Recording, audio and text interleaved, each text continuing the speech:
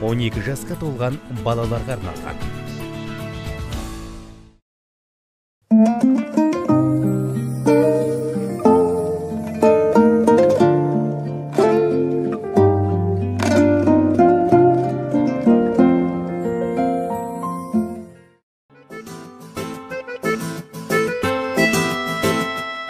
Армысыздар, құрметті көрермендер. Жусанды ауыл қасиетті тұлғалардың мекені, құт қонып бақ дарыған Айдарлының тыныс тіршілігімен танысу үшін біз бүгін ауылға келдік. Қасиетті мекеннің, абыройлы мекендегі бір күніміздің қалай өткенін бізбен бірге тамашалаңыздар.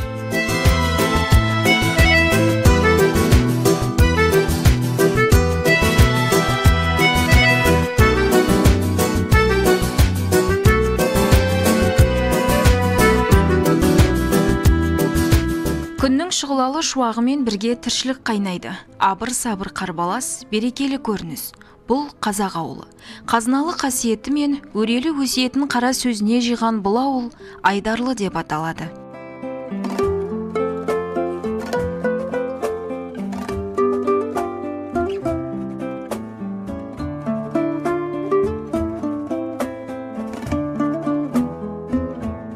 Тарихтың әр парағы сәт сайын ашылады. Ұмыт қалған елеусіз естеліктер, көнекөз кісілердің айтуымен қайта жаңғырып жарыққа шығады. Көзден көшпейтін, көңілден өшпейтін жылнамалар легі тереңнен қозғасаң тамырын жая түседі. Біздің ұжымды құшақ жая қабылдаған ауыл ақсақалы Қалдыбек ата тамырсыз тарихты түгендей жөнелді. Біздің кезіміздегі тарихтың барлығы бұл жазбаша қалмаған еш уақытта да. Бұл жерде бұрын үш қаланың ізі болған. Біреуі Жаман Ақтөбеде, осы жерден 7-8 шақырым жерде. Екіншісі Қорғантөбе, біздің осы Айдарлы елді мекенінің тұрған жері. Үшіншісі Асанас, Ашнаш деп те жазып жүр кейбір тарихшылар. Ал енді Айдарлы деген атаудың несі, бұл тым әріректе. Айдарлы деген өзі кішкентай құм болған. Ол Сырдария өзенінің жағасында. Бұл енді Сырдария өзені бірнеше жүздеген ғасырлар адамдар өмір сүрген болу керек. Өйткені сусыз өмір жоқ қой еш уақытта. Сол кездегіден қалған атау деп айтады. Сол кездегі үлкен елдің бір құрметті азаматының жалғыз баласы қайтыс болған екен дейді. Соны жалғыз болғаннан кейін төбенің басына қояды, жалғыз өзін ғана. Сол жерге жыңғыл шығады, осы күні әлі күнге дейін барып. Сол жыңғылдың айналасына мына табиғаттың құдіреті соншалықты құмақ жерлер ғой бұл жердің барлығы. Сораға құмды үйіп, құм өскен сайын жаңағы жыңғылдар тұрады. Сол жер Айдарлы құмы деп аталып кеткен екен.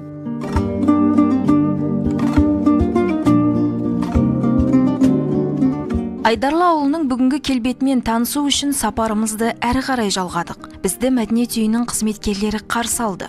Мұндағы әрбір маман руханияттың шын жанашыры. Орталықта 9 үйірменің жұмысы жанданып тұр. Бұл жердегі әсер де, әдемілік те тым бөлек.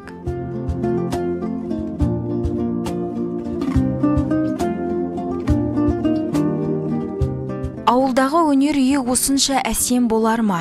Көркем сурет үйірмесіндегі сұлулықты суреттеу мүмкін емес. Қабырғадағы боялған бейнелер адамды еріксіз өзіне тартады. Өзім келіп сұранып, оқушыларға үйретейін сурет өнерін деп, сол сабақ беріп атқан жайым бар. 2 жыл болды қазір жетекшілік еткеніме. Үйірмеде 20-ның үстінде келеді оқушылар. 5 пен 14 жас арасында келеді. Балалардың қабілеті сурет салу өнеріне өте жоғары. Бұлар мектептегі сурет салу өнерін қазір сурет салу пәнін алып тастаған, біраз жыл болған.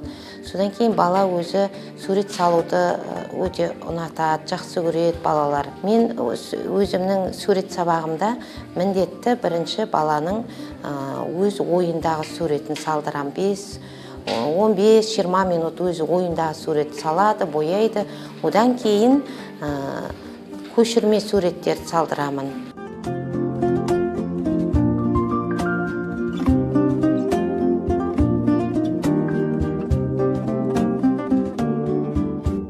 қалам шеберінің негізгі ерекшелігі оның еңбектерінің бояуы қанық, композицияға бай, адамның жан дүниесіндегі рухани толқыныспен үндестік табатын нәзік сезімге құралған. Гүлбибі Жүсіпованың бойындағы өнерге деген махаббат керемет дүниелердің туындауына себепші. Түрлі түстерді үйлестіру де, суретті сөйлете білу де, сонымен қатар шәкірттеріне үйрету де оңайға соқпасы анық.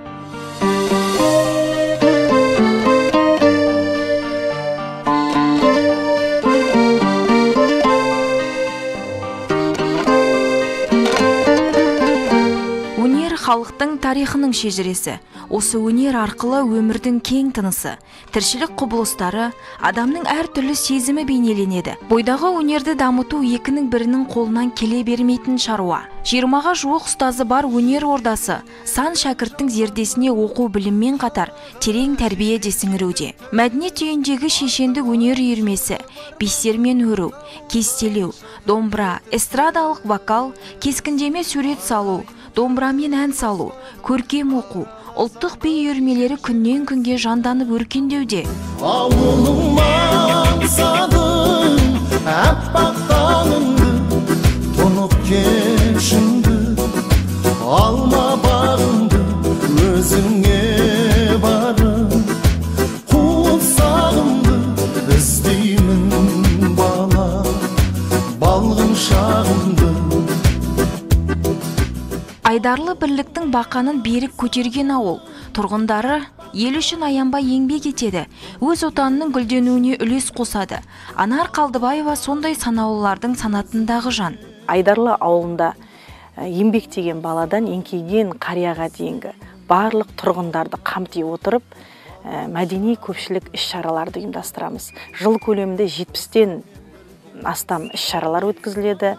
Оның ішінде мерекелік іс-шараларымыз бар. Атаулы 70 жас иелері қарияларға арналған кеше ғана осы 1 қазан қарттар күні мерекесі аясында 70 жас, 80 жас той иелерін осы клуб үйінде еңбек жолын, өмір жолын насихаттап іс-шаралар үздіксіз өтіп отырады. Оның ішінде үйірмелер. Бұл үйірмелерде біздің қазақи құндылықтарымызды дәріптейміз.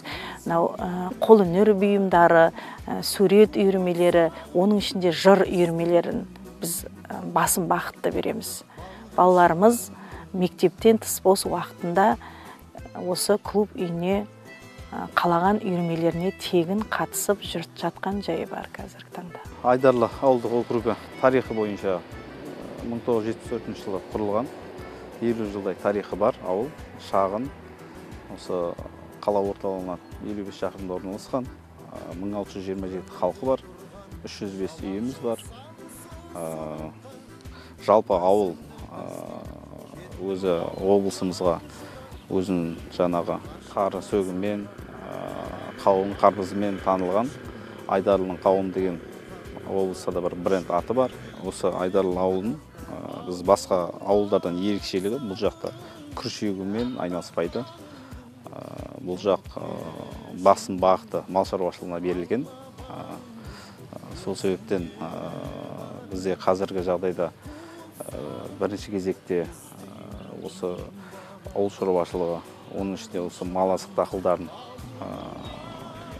қолға алып, соны ары қарай көлемін кеңейтсек деген жоспарымыз бар. Жалпы ауыл бойынша айтып өтетін болсақ, биылғы жылы ауылымызда 3 көшеміз толық асфальтталып жұмысы бітті. Одан бөлек бізде өздеріңіз көріп тұрғандай бордюр, жаяу жүргіншілердің жолағы салынуда. Сонымен қатар өздеріңіз байқап тұрғандай мынау электр желілері 100% жанарды, 100% оң көшеміз жарықтандырылды. Осы құдай қаласа халықтың игілігіне пайдалануға беріледі. Береке бірлігі ажырамаған Айдарлы ауылының бүгінгі келбеті ерекше. Ондағы халықтың еңбекқорлық қасиеті өзгелерге үлгі іспеттес. Бір жағадан бас, бір жеңнен қол шығарып, бірлесе әрекет ету ауыл тұрғындарының қанына сіңген. Ауыл кіреберісіндегі зәулім арка, қақ ортада орналасқан LED экран, мектеп алдындағы орындықтардың барлығын мектеп түлектері тарту еткен. Өскен елінің гүлденуіне үлес қосқан тұрғындардың жасаған істері құрметке лайық екені рас.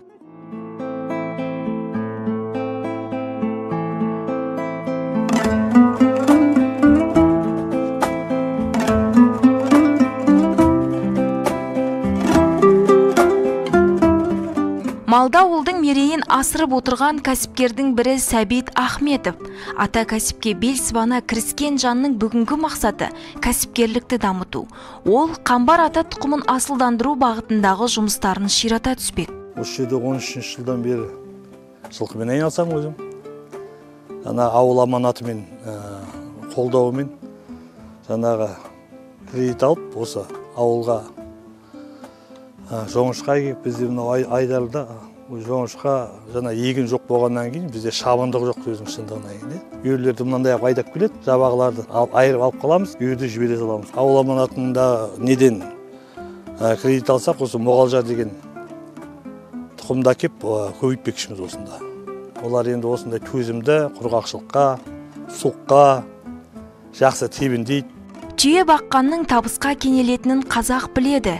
Білсе де бейнетінен қорқып үрке қарайтындар да аз емес. Ал 53 жастағы Сайранкүл Асқарова 24 жасынан бастап ойсыл қара тұқымының тілін түсінген. 30 шақты түйесі бар. Шұбатын керегіне жаратып отыр.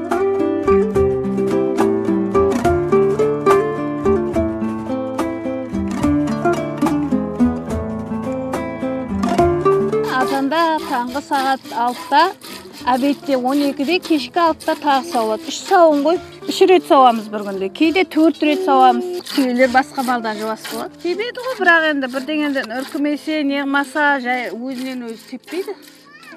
Бұл не болады? Үркігіш болады негізі. Бірдеңеден сәл, бірдеңе көрсе бітті, үркіп кетеді. Сатамыз, сатып аламыз. Шыбат арасында өткіземіз ауылға. Бастапқыда қорадан шыққан дауыс ерсі көрінген, алайда сүзгіден өткен шұбаттың дәмін көргенде, ойсыл қараның қадір қасиетін ұғып, Құдайдың құдіретіне таңдай қақтық.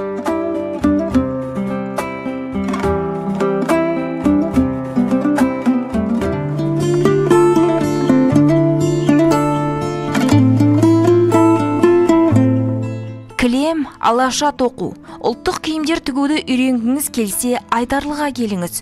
Ұмыт бола бастаған ұлттық өнерді ұлықтаушылар мұнда жетіп артылады. Мәрияш әжей мақпал өнерді кішкентай кезінен меңгерген. Асыл әжейдің арманы қазақтың қолөнерін ұрпақтан ұрпаққа ұлықтап, ықыластыларға үйрету. Байырғы бағзы өнер өмірінің бір бөлшегіне айналғандай. Мынау жаңағы машинаның сиденьесіне, сосын стульяның бетіне қойға жасалады. Бұл енді қойдың жүнінің қандай қасиеті бар екен, өздерің білесіздер, өте емді қасиеті бар. Оның үстіне мынау сырылып тігілген кәдімгі массаж жақсы, өте емді қасиеті бар. Сосын қыстың күні өте жылы болады. Соған арнап жасап жатқаным. Кезді өзіміз жасамыз, сол жүнді аламыз, сол жүн қой өсіретіндердің, сосын оны жуып, сұрттап, сосын кәдімгі бұрынғы ескі ата-бабаларымыздың жаңағы қолмен басқан әдісімен шеге салып кәдімгідей басамыз.